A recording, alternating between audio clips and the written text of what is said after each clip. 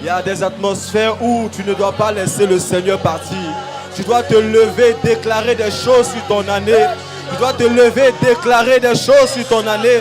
Nous sommes au premier dimanche de l'année. Tu te lèves et tu déclares des choses sur ton année. Qu'est-ce que tu veux voir? Qu'est-ce que tu attends de la part du Seigneur? Tu vas le déclarer ce matin avant que l'apôtre puisse venir nous donner la parole de Dieu. Tu vas déclarer des mystères sur ta vie. Tu vas déclarer des choses que tu espères avoir cette année.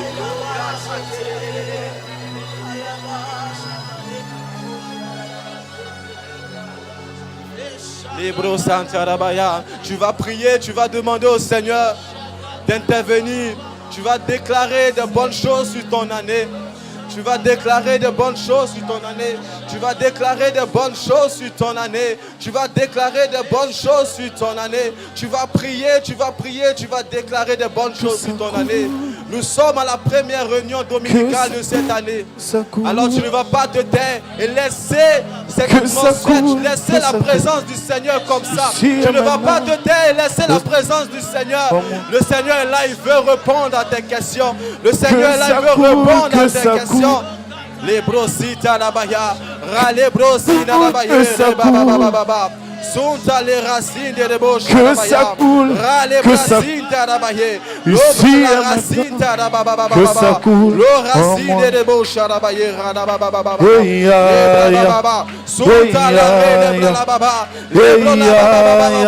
Jésus-Christ est face à toi. Qu'est-ce que tu veux lui demander? Le Seigneur est présent. Qu'est-ce que tu veux lui demander? Qu'est-ce que tu attends de la part du Seigneur ce matin? Ouvre ton cœur, le Seigneur veut te faire du bien. Ouvre ton cœur, le Seigneur veut te faire du bien. Ouvre ton cœur, le Seigneur veut te faire du bien. Qu'est-ce que tu espères ce matin? Qu'est-ce que tu attends ce matin? Jésus-Christ est là. Jésus-Christ au milieu de nous. Jésus-Christ veut te transformer. Qu'est-ce que tu recherches ce matin? Ne reste pas assis, demande au Seigneur. Il est là au milieu de nous. Jésus-Christ est face à toi. Ouvre ton cœur. Qu'est-ce que tu recherches ce matin? Les brosita da baya, les blasinta da baya. Rale brosina la baba baba baba, le brasulta rale baba baba, le racine la baba baba, le racine de l'ocha la baba, oh Jésus-Christ, merci, merci pour ta présence, merci d'être au milieu de nous, merci au Père. Merci Seigneur d'être au milieu de nous. Merci au Dieu de grâce d'être au milieu de nous. Merci Seigneur de restaurer les cœurs blessés. Merci de restaurer les vies où il n'y avait plus d'espoir. Merci Seigneur de communiquer la paix. Merci Seigneur la guérison, la restauration. Merci au Dieu de grâce pour ta présence au milieu de nous.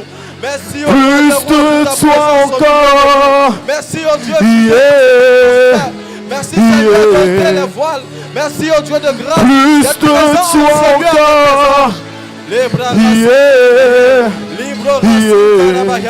les bras lara, les bras plus de toi encore.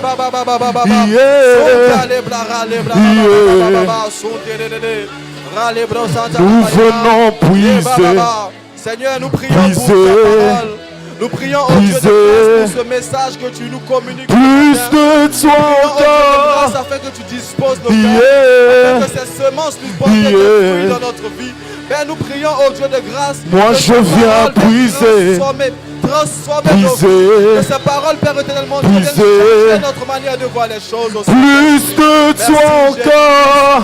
Merci, oh roi. Merci, Seigneur Jésus.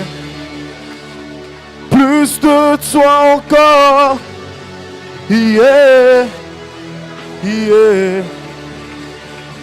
Plus de toi encore. Yahweh, plus de toi encore.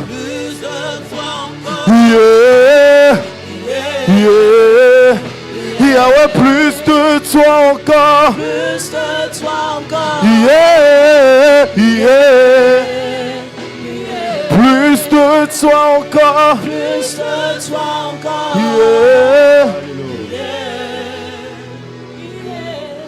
Est-ce que tu peux parler à ton Dieu? Est-ce qu'un assoiffé peut parler encore à son Dieu? Est-ce que quelqu'un peut lever la voix pour dire à son Dieu combien il soupire après sa présence? Combien il a soif de sa présence? Parle à ton Dieu, parle à ton Dieu, parle à ton Dieu.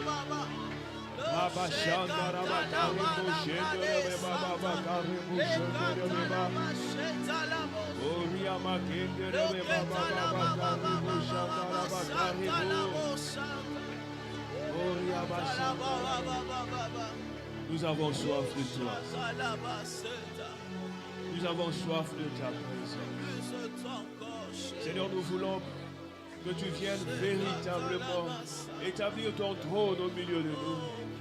Seigneur, viens régner en ce lieu. Viens régner en ce lieu. Viens régner en ce lieu. Seigneur, nous te recommandons ce temps où nous nous apprêtons à écouter ta parole. Seigneur, s'il te plaît, dispose le cœur. Dispose le cœur. Dispose le cœur. Seigneur, que le message d'aujourd'hui ne soit pas simplement un enseignement de plus. Que le message d'aujourd'hui ne soit pas simplement un enseignement de plus. Seigneur, qu'aujourd'hui, que ta parole puisse véritablement apporter un renouveau à la vie de quelqu'un. Que ta parole puisse véritablement, oh Dieu, apporter un changement de nos paradigmes mentaux, Seigneur. Je prie pour moi-même que tu t'es choisi, Seigneur. Dispose-moi. Seigneur, remplis mon cœur de tes paroles. Seigneur, remplis-moi de ton onction. Je brise et je détruis toute influence contraire. Je brise et je détruis toute influence malveillante dans ce lieu. Je te proclame Seigneur et Maître de toutes choses. Dans le nom de Jésus, nous prions et nous disons Amen. Que Dieu vous bénisse. Est-ce que tu peux acclamer le Seigneur? Bon, là, tu es en train d'applaudir. Est-ce que tu peux acclamer? Acclame Jésus en poussant des cris de joie. La Bible dit que dans son palais, tous s'écrient gloire. Est-ce que tu peux crier gloire à l'agneau de Dieu? Tu n'as pas encore commencé, je ne t'entends pas.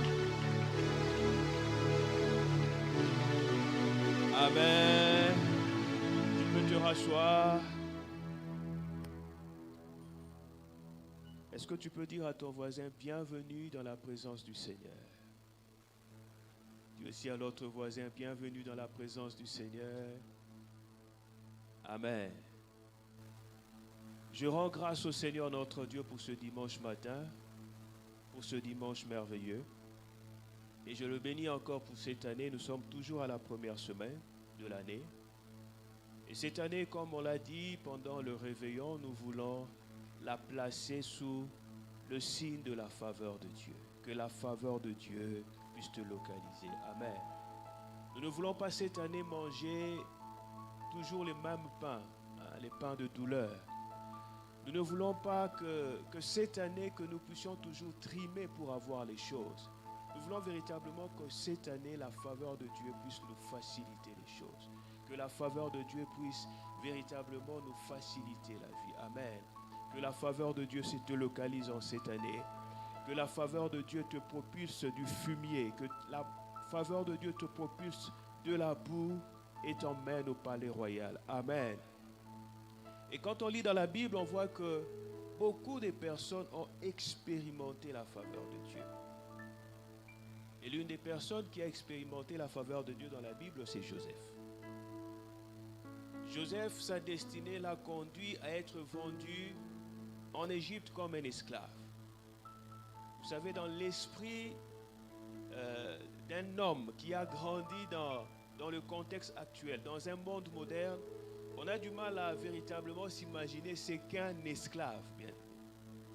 Demandez à nos frères migrants qui sont encore vendus comme esclaves en Libye à moins de $300. Un esclave n'a pas plus de valeur qu'un mouton. Un esclave n'a pas plus de valeur qu'un poulet. Un esclave est comme une chose. Donc Joseph fut donc vendu en Égypte comme un esclave. Mais là, la faveur de Dieu l'a localisé. Il est arrivé chez Potiphar et Potiphar l'a embauché dans son entreprise. À cause de la faveur de Dieu qui était sur la vie de Joseph, il s'est rapidement retrouvé PDG de l'entreprise de Potiphar. Vous connaissez tous son histoire. Quand la femme de Potiphar a fomenté un coup contre lui et qu'il fut vendu, disons, qu'il fut mis en prison, et même là en prison, la faveur de Dieu était avec lui. Il est devenu chef de tous les prisonniers. La faveur de Dieu.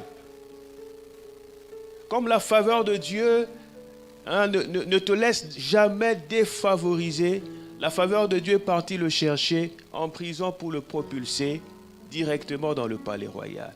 Amen. Et ce matin, j'aimerais vous parler de quelque chose qui attire la faveur de Dieu, qui déclenche la faveur de Dieu. C'est quelque chose qui est d'ailleurs la conséquence de la faveur de Dieu. Quand elle est là, la faveur de Dieu t'accompagne naturellement, sans que tu n'aies à forcer. On le voit dans la vie de Joseph. Genèse chapitre 39, le verset 7.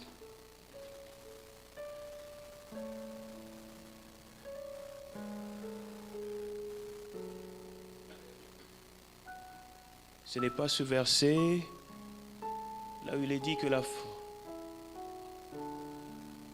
Et c'est le verset 21.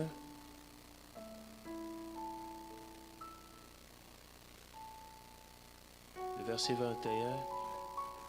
Voilà.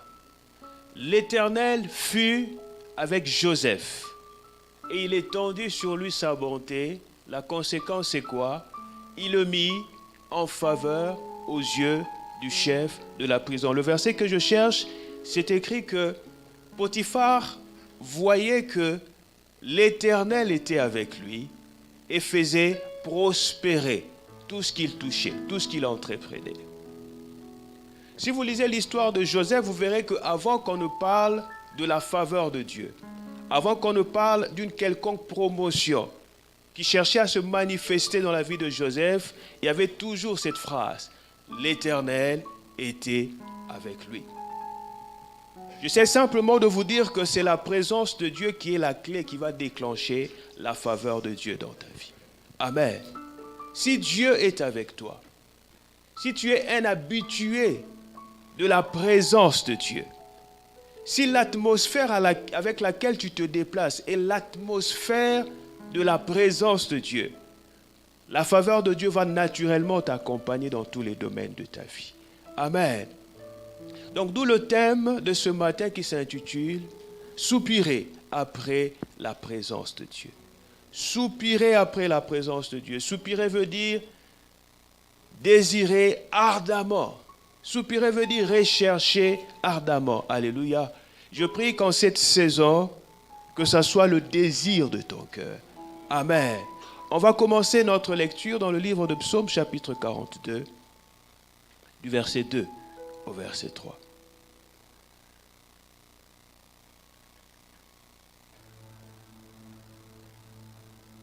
Psaume 42, 2 à 3, le verset 2 dit « Comme une biche soupire après des courants d'eau, ainsi mon âme soupire après toi, ô Dieu. Mon âme a soif de Dieu, du Dieu vivant. Quand irai-je et paraîtrai-je devant la face de Dieu? » Alléluia. Bien-aimés, nous devons savoir que pour nous qui sommes enfants de Dieu, pour nous qui sommes femmes de Dieu, pour nous qui sommes des personnes régénérées, la présence de Dieu n'est pas quelque chose qui doit être lié à une démarche religieuse. Alléluia. Vous savez, ce qui tue le christianisme, c'est la religiosité. Beaucoup de chrétiens sont des religieux. Je me rappelle quand je parle à certains frères, surtout subsahariens, qui pratiquent la religion des autochtones, ils prient plusieurs fois par jour. Ils récitent des choses, mais quand tu l'appelles, tu lui dis, mais ce que tu dis, ça veut dire quoi? Il te dit, je ne sais pas. On lui a appris à dire ça. Il l'a mémorisé. Il est simplement en train de le répéter. Pourquoi? Parce que c'est une religion. Alléluia. Et quand on est chrétien, la présence de Dieu ne doit pas être quelque chose issu d'une démarche religieuse. La présence de Dieu est une nécessité pour l'enfant de Dieu. La présence de Dieu est un besoin. La présence de Dieu est aussi indispensable que l'eau pour la biche qui est assoiffée. Vous voyez, quand une biche ou encore un cerf, lorsqu'il est assoiffé, il recherche l'eau à tout prix.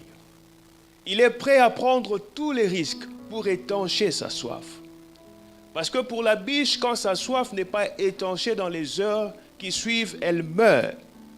Donc, quels que soient les moyens, même si l'eau est infestée de crocodiles, quand une biche a soif, qu'est-ce qu'elle fait? Elle cherche à boire. Alléluia. Parce que l'eau est simplement indispensable à sa vie. L'eau est indispensable à la vie. L'eau est indispensable à la vie de tout être, de tout organisme vivant. Alléluia. De la même manière que l'eau est indispensable à la vie, de la même manière, la présence de Dieu est indispensable à la vie spirituelle. La présence de Dieu n'est pas une option. Est-ce que tu peux le dire à ton voisin? La présence de Dieu n'est pas une option. Vous savez, quand tu veux acheter une voiture, il y a des choses que tu peux prendre en option.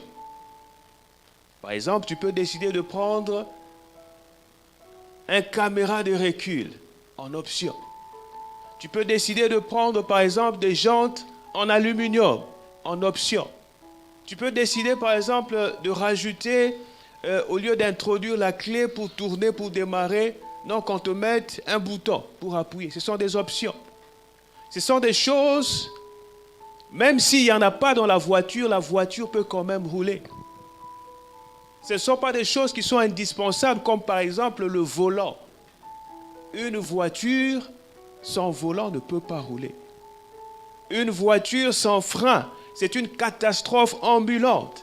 Alléluia. Donc la présence de Dieu n'est pas une option, une chose dont on peut se passer. La présence de Dieu est une nécessité. La présence de Dieu, elle est indispensable. Alléluia. Vous savez, pour la biche ou encore le cerf c'est le masculin de la biche. Je vois des gens me regarder. Alléluia. Donc je disais que pour la biche ou le cerf, l'eau dans certains cas ne sert pas qu'à étancher sa soif. L'eau dans certains cas peut également être le moyen par lequel, lorsque la biche ou le cerf est poursuivie par le chasseur et ses chiens, elle va pouvoir faire perdre sa trace quand elle entre dans l'eau. En d'autres termes, lorsque la biche est dans l'eau, le chien perd sa trace.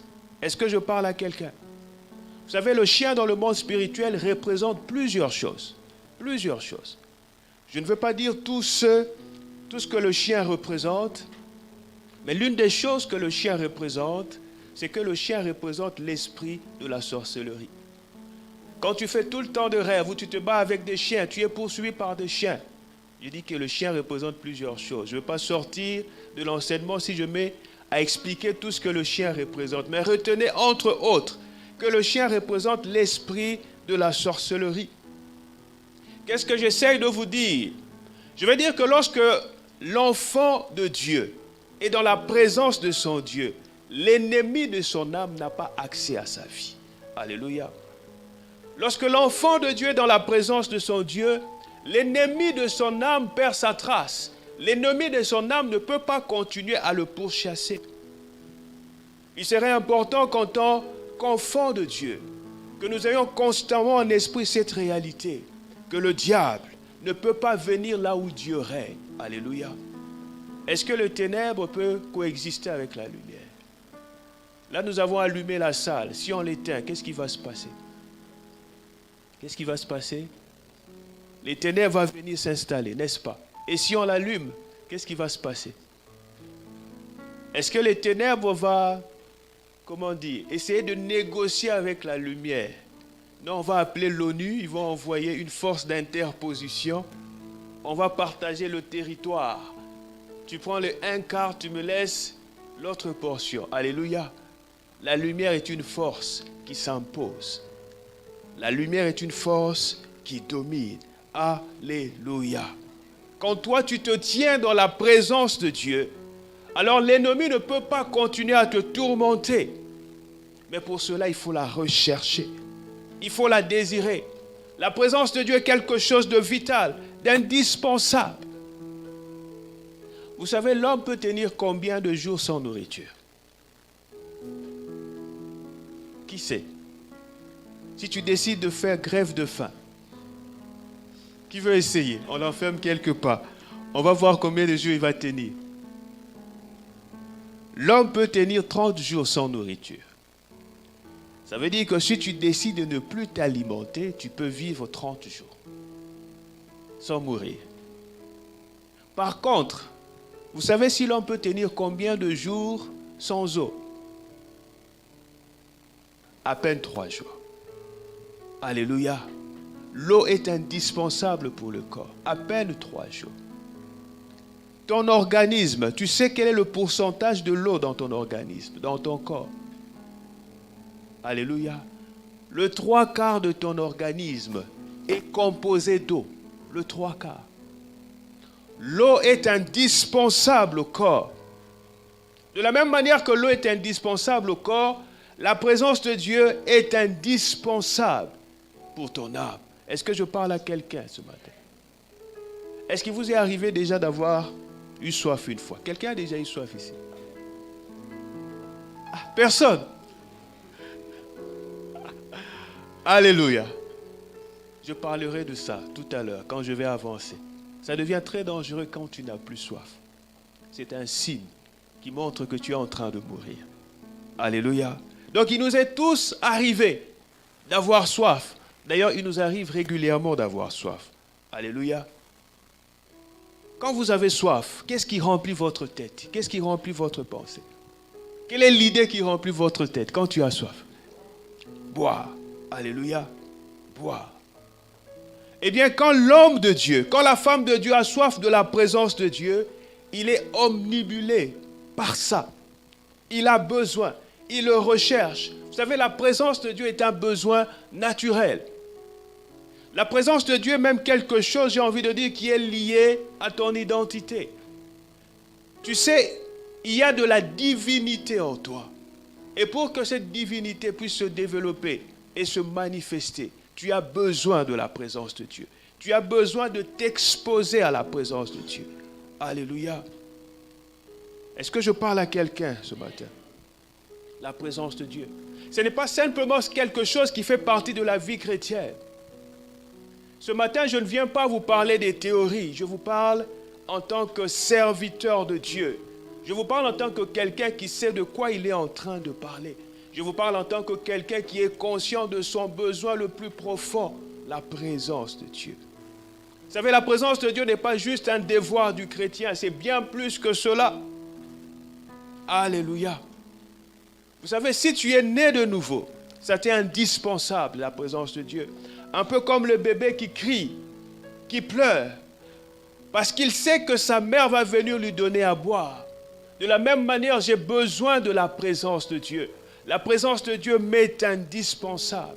Alléluia. Vous savez, lorsqu'il fait très très chaud, dans des périodes de grosses canicules, qu'est-ce qui se passe quand il fait très chaud? Malheureusement, nous sommes souvent obligés de rappeler aux personnes âgées qu'elles doivent boire. Pourquoi? Parce que lorsque vous n'avez plus de sensation de soif, vous êtes en danger de mort. Et physiquement, cela se vérifie. Quand vous allez dans les maisons de retraite, par exemple, vous verrez que quand les gens qui s'occupent des personnes âgées, quand ils se rendent compte, quand ils voient que les personnes âgées ne boivent plus, ils se rendent rapidement compte qu'ils sont en danger. Ils se rendent rapidement compte qu'elles sont en train de se déshydrater. Et si on ne leur rappelle pas la nécessité de boire, si on ne les aide pas à boire, elles risquent de terminer perfusées. Est-ce que je parle à quelqu'un? Il va falloir les réhydrater par perfusion. Et des fois, quand c'est trop tard, ces personnes meurent. Alléluia. La Bible nous demande à ce que la nature nous enseigne. Parce que les choses qui sont vraies physiquement le sont aussi dans la plupart des cas spirituellement. Vous savez, l'une des remarques que j'ai faites dans l'Église est que les nouveaux chrétiens, les jeunes chrétiens, les personnes qui viennent de rencontrer le Seigneur ont une soif incroyable de Dieu. Ils ne pensent qu'à ça. Ils n'arrêtent pas de parler de lui. Ils aiment la prière. Ils aiment les choses de Dieu. Ça, ce sont les jeunes croyants. Mais j'ai l'impression que pour les plus vieux dans la foi, pour ceux qui pensent déjà être expérimentés, c'est comme dans les maisons de retraite. On est de temps en temps obligé de leur rappeler qu'ils ont besoin de boire, sans quoi ils vont se déshydrater. Alléluia. Et le problème, c'est que certains n'ont même plus soif. Peut-être qu'ils sont déjà morts. Vous savez, les morts n'ont pas soif. Alléluia. Je ne connais aucun cimetière où les cadavres se lèvent pour dire « Donnez-nous à boire, on a soif ». Les morts n'ont plus soif. Donc ce thème est extrêmement important. Parce que la mort par déshydratation, vous savez, elle est insidieuse, la mort par déshydratation. Elle vient très tranquillement. Elle ne fait pas de bruit. Elle ne fait pas le bruit comme la détonation d'un revolver, par exemple, qui tuerait quelqu'un après avoir fait beaucoup de bruit. Non. La mort par déshydratation vient tranquillement. Elle s'installe. Et le malheur pour celui qui finalement ne le réalise pas assez tôt, elle finit par être condamnée. Alléluia. Est-ce que je parle à quelqu'un ce matin? Je vois que vous me regardez tranquillement. Est-ce que tout va bien? J'ai envie de poser la question que le pasteur Charles Athieu pose. Est-ce qu'on se communique? On se communique? Alléluia. Vous savez, il y a aujourd'hui beaucoup de chrétiens, des croyants qui ont besoin de perfusion. Alléluia. On va mettre certains chrétiens sous perfusion. J'entends quelqu'un qui me dit, pasteur, ça fait des années que je suis chrétien, mais ma vie ne change pas. J'aimerais te dire ce matin que ta vie ne peut pas changer si tu n'entres pas dans la présence de Dieu, si tu ne demeures pas dans la présence de Dieu, si la présence de Dieu n'est pas l'atmosphère dans laquelle tu vis naturellement. Et tu ne peux pas entrer dans la présence de Dieu si tu n'as plus soif de cette présence, si elle n'est plus naturelle au fond de toi. Alléluia. On va lire un texte dans le livre d'Apocalypse chapitre 22, le verset 17.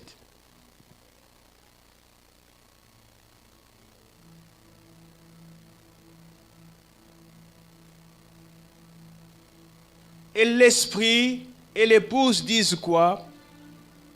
Est-ce que tout le monde a pris sa Bible? Prends ta Bible. Apocalypse. C'est avant quel livre de ta Bible? Dans ta version là. Le livre d'Apocalypse vient avant quel livre? Alléluia. C'est le dernier livre de ta Bible. Amen. Donc tu as trouvé Apocalypse chapitre 22, le verset 17. La Bible dit, et l'esprit et l'épouse disent quoi? Je ne t'entends pas. Et l'esprit et l'épouse disent quoi? Viens. Et l'esprit et l'épouse te disent ce matin, viens. Viens dans ma présence. L'esprit le dit à chacun individuellement. Je m'adresse à vous, mais j'aimerais ce matin que vous imaginiez que nous soyons seuls, juste l'un en face de l'autre. La suite dit, et que celui qui entend, et que celui qui entend ce matin, ça c'est le deuxième problème du chrétien. Jésus-Christ pouvait dire qu'ils ont des oreilles, mais ils n'entendent pas. Et que celui qui a soif, que celui qui veut, la présence de Dieu est une question de volonté. Il y a un moment donné où il faut qu'on se mette en mouvement. Il y a un moment donné où il y a quelque chose à faire. Bien aimé, les choses ne vont pas venir d'elles-mêmes. Est-ce que je parle à quelqu'un ce matin? Il faut que nous soyons conscients qu'il n'y a pas de transformation de qui nous sommes sans la présence de Dieu. Alléluia. Il n'y a pas de présence de Dieu sans que les hommes et les femmes décident de se lever pour rechercher la présence de Dieu. Et ce matin, ma question essentielle, la question à laquelle nous essaierons de répondre tout au long de la suite de mon intervention est celle-ci. Comment chercher sa présence? Si la présence de Dieu est aussi indispensable, comment la rechercher? Comment la cultiver? Et où trouver la présence de Dieu? Alléluia. Vous êtes trop tranquille ce matin. Est-ce que quelqu'un est là? Est-ce que tu peux acclamer le Seigneur? Alléluia. Où trouver la présence de Dieu? Comment chercher la présence de Dieu? Bien sûr, nous partons du principe que Dieu est omniprésent, il est omniscient et omnipotent. Et à partir de là, nous nous disons tous que finalement, on peut prier Dieu partout. Pourquoi entre autres dans une église? Pourquoi aller dans une cellule de maison ou autrement? Pourquoi? Quand vous lisez la Bible, vous verrez que les Écritures nous enseignent que Dieu nous donne des rendez-vous. Dis à ton voisin, Dieu nous donne des rendez-vous. Et c'est que la Bible, la parole de Dieu nous révèle que Dieu nous donne des rendez-vous. Et le premier rendez-vous que Dieu nous donne, c'est des rendez-vous individuels, dans l'intimité. Et ça sera notre premier point ce matin. Comme je n'ai pas beaucoup de temps, c'est le seul point que je traiterai ce matin. Alléluia. Ensuite, Dieu nous donne des rendez-vous collectifs, c'est-à-dire dans son ensemble. Et cette semaine, il n'y aura pas des versets de la semaine, ça sera l'objet de ton étude. Tu vas chercher ça dans la Bible. Alléluia. Comment est-ce que Dieu nous donne des rendez-vous collectifs? Quels sont les versets? Et qu'est-ce que les rendez-vous collectifs avec Dieu apportent? Alléluia. Et troisièmement, la Bible nous révèle que Dieu, en dehors de ces deux rendez-vous, il nous donne également des rendez-vous 24 heures sur 24 dans notre quotidien et dans notre manière de vivre. Ça aussi, c'est ce que tu vas chercher dans la semaine. Alléluia. Est-ce que je parle à quelqu'un? Donc, je vais traiter le premier point. Dieu me donne rendez-vous dans l'intimité. Est-ce que tu peux le dire à ton voisin? Dieu, il me donne rendez-vous dans l'intimité. L'intimité est quelque chose de très important. L'intimité exige de nous que nous soyons seuls avec Dieu. D'où d'ailleurs le mot intimité. L'intimité n'a pas de sens si vous êtes à 15. Bien aimé, on ne peut pas être intime à 15 ou à 20 personnes. Je ne sais pas s'il y a quelqu'un ici qui se sent intime lorsqu'il est entouré de 15 ou 20 personnes. Alléluia. L'intimité exige que je sois seul.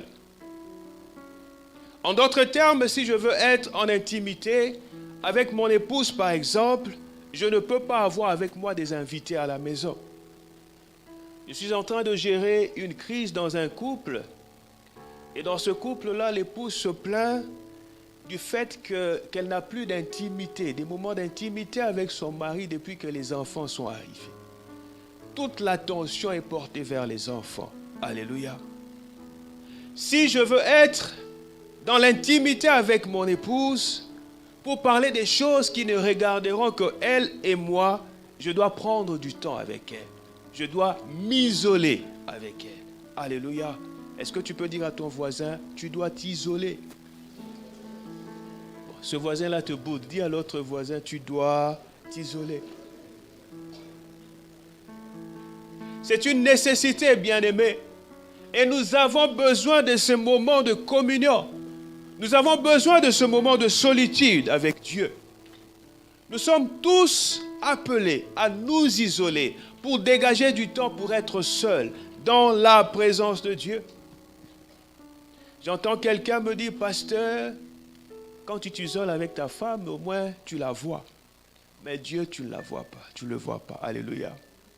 J'aimerais te dire ce matin que pour moi, lorsque je m'isole avec Dieu, Dieu est aussi présent dans ma vie que ma femme que je vois. Est-ce que je parle à quelqu'un? Dieu est présent. Bien-aimé, est-ce que l'air, qui voit l'air? Attrape l'air, montre-moi, donne-moi un peu d'air. Alléluia. Est-ce que, parce que tu ne vois pas l'air, tu peux dire que l'air n'est pas présent? Alléluia. Il en est de même de la présence de Dieu. Même si je ne le vois pas, je sais que Dieu est là. Ce n'est pas quelque chose de psychologique, c'est une réalité. C'est une réalité qui me forme et me transforme. Alléluia. Regardez par exemple la vie de Jésus. L'évangile de Luc met l'accent sur la vie de prière, sur la place que Jésus accordait à la présence de Dieu dans sa vie. Quand vous lisez la Bible, vous verrez, vous pouvez observer que Jésus avait des rendez-vous quotidiens avec le Père. Il est dit que des fois, il se levait très tôt le matin. Il était déjà dans la présence de Dieu. Si vous lisez la Bible, vous verrez que plusieurs fois, il est arrivé que Jésus renvoie ses disciples. Pourquoi? Parce que lui voulait s'isoler pour rester encore sur la montagne, seul avec son Dieu. Vous connaissez tous l'histoire des disciples qui ont été pris par la tempête, n'est-ce pas? Et Jésus est parti le rejoindre en marchant sur l'eau. Qui connaît l'histoire? Pourquoi est-ce que les disciples étaient partis seuls? Parce que Jésus les avait envoyés. Mais lui, il était monté sur la montagne pour s'isoler seul avec Dieu. Est-ce que je parle à quelqu'un ce matin? Bien-aimé, dites-moi, si le Fils de Dieu, en la personne de Jésus, a besoin de l'intimité avec son Père, alors qu'en est-il de nous? Qu'en est-il de moi? Qu'en est-il de toi? Alléluia. Si Jésus qui a connu la gloire, si Jésus qui a quitté la gloire pour venir au milieu de nous, a besoin de cette intimité, la Bible dit de lui qu'en lui habitait corporellement toute la plénitude de la divinité. Ça veut dire que tout ce que Dieu avait comme pouvoir, puissance, potentiel, résidait dans la personne de Jésus. Mais malgré tout ça, Jésus avait besoin de cette communion avec Dieu. Alors comment pourrions-nous un seul instant imaginer nous que nous n'avons pas besoin de la présence de Dieu? La présence de Dieu lui était indispensable. Même à la fin de son ministère, lorsqu'il était tétanisé par la peur, angoissé, lorsqu'il était dans le jardin de Gethsémane, notez le passage Matthieu 26, du verset 36 à 46, on n'a pas le temps de le lire. Même là, dans le jardin, j'aimerais souligner que dans ce jardin, Jésus-Christ a éprouvé l'angoisse de la mort. Jésus-Christ a éprouvé tout ce qu'un humain peut éprouver.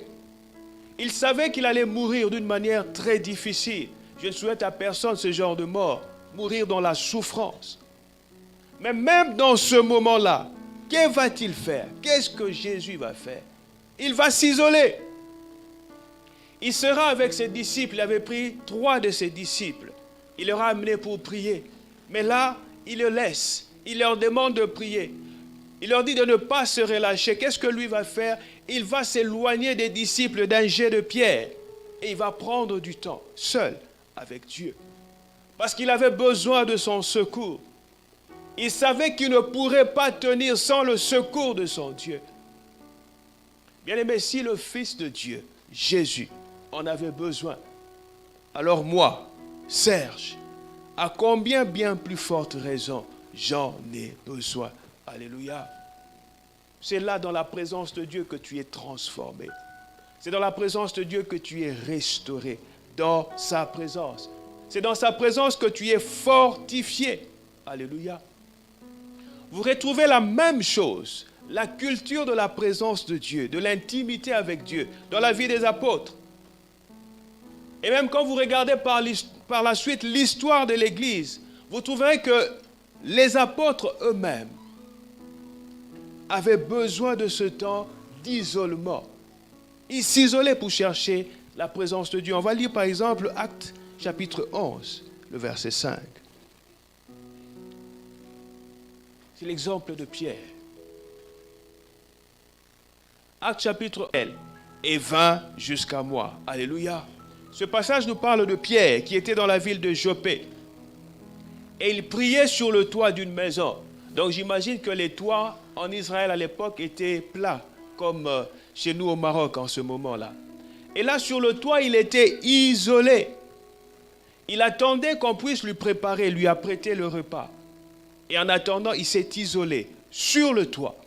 Et c'est dans l'isolement avec Dieu qu'il va vivre la présence de Dieu, qu'il va vivre une expérience extraordinaire.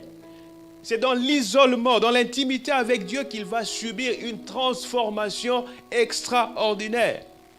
C'est que Pierre va voir au travers de cette vision.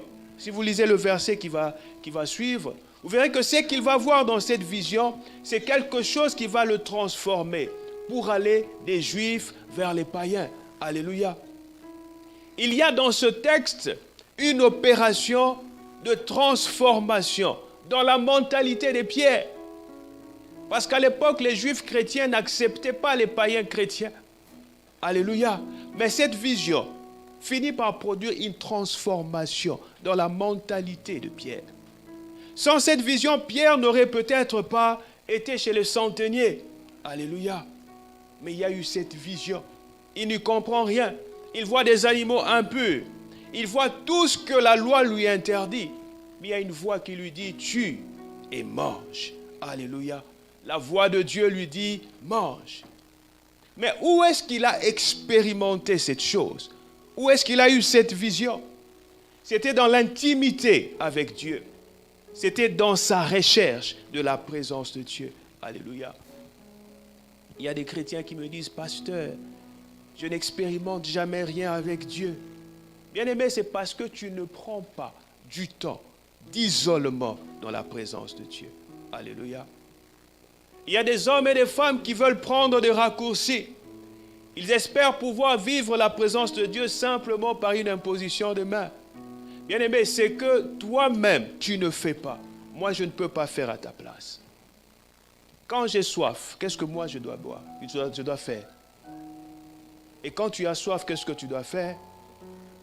Alléluia. Quand j'ai soif, je dois boire. Quand toi, tu as soif, tu dois boire. Je ne peux pas boire dans mon corps et après ça va se télécharger dans ton corps. Alléluia. Bien aimé, nous qui vivons à Fès, nous sommes habitués aux 45 degrés l'été. Qui a déjà vécu ça? 45 degrés. Alléluia. Bien aimé, comment est-ce que tu te sens après avoir marché sous le soleil de 45 degrés?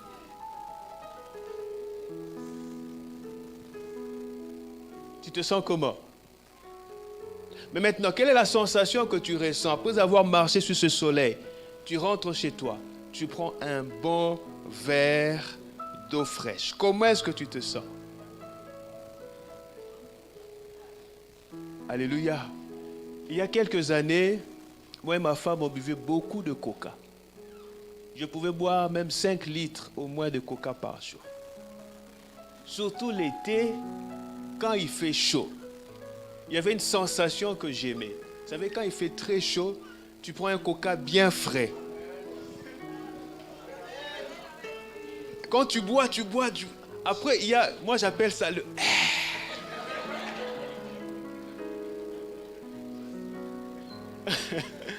Alléluia. Vous voyez cette sensation-là? C'est la même chose dans la vie spirituelle. Alléluia. À ceux qui sont déshydratés, vous savez à quel point ça fait du bien. C'est bon d'être dans la présence de Dieu. C'est là qu'il y a la transformation de notre mentalité. C'est là que Dieu nous restaure. Et soudain, Pierre, lui qui était enraciné dans la tradition juive, Ce Pierre qui était enraciné dans la culture juive, qui était élevé dans la culture juive et surtout dans la loi de Moïse, dans la présence de Dieu. Il va vivre une expérience qui va le transformer et va lui permettre d'aller beaucoup plus loin. La présence de Dieu. La présence de Dieu. Jésus t'invite, durant cette année, en cette saison, de désirer sa présence.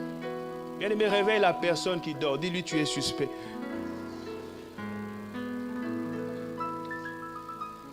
N'est-ce pas, bien-aimé? Matthieu chapitre 6, le verset 6. Il me reste combien de temps? 5 minutes. Je n'ai même pas fait le 1/3 de mon message. C'est pas grave, on va finir avec quelques exemples bibliques. Matthieu chapitre 6, le verset 6.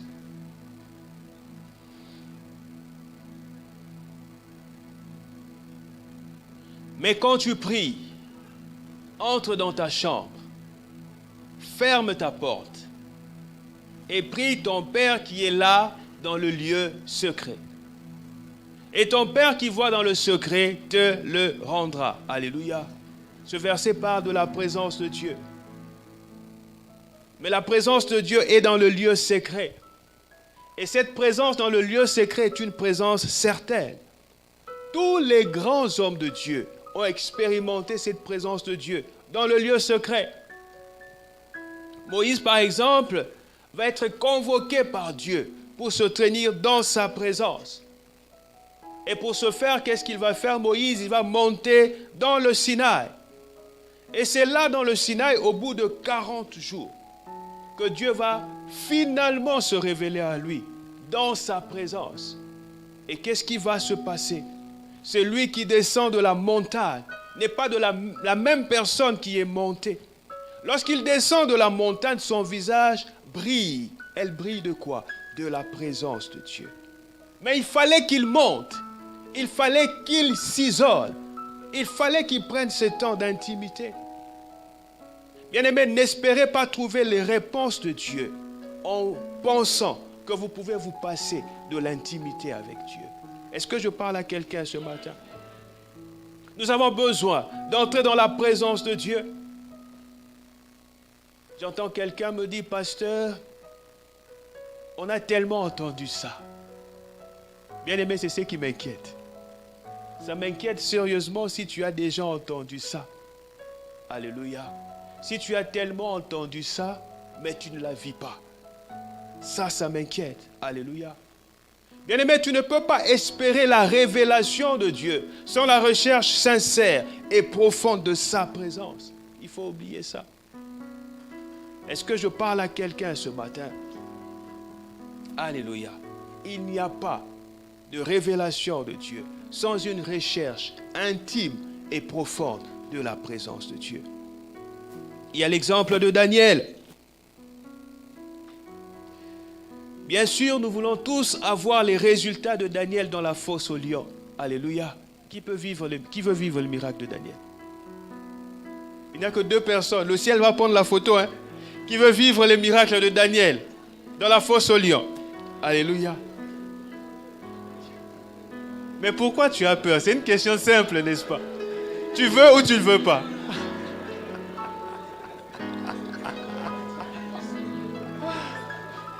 Bon, maintenant que tu as compris, je repose la question. Qui veut vivre le miracle de Daniel dans la fosse aux lions? Ah! Pas tout le monde. Alléluia. Le Seigneur a promis d'être avec toi, même dans la fosse aux lions. Alléluia. Il a dit que même si tu traverses les eaux ne te submergeront pas. Même si tu traverses le feu, les flammes ne te brûleront pas. Alléluia. Le Seigneur a promis d'être avec toi dans la fosse.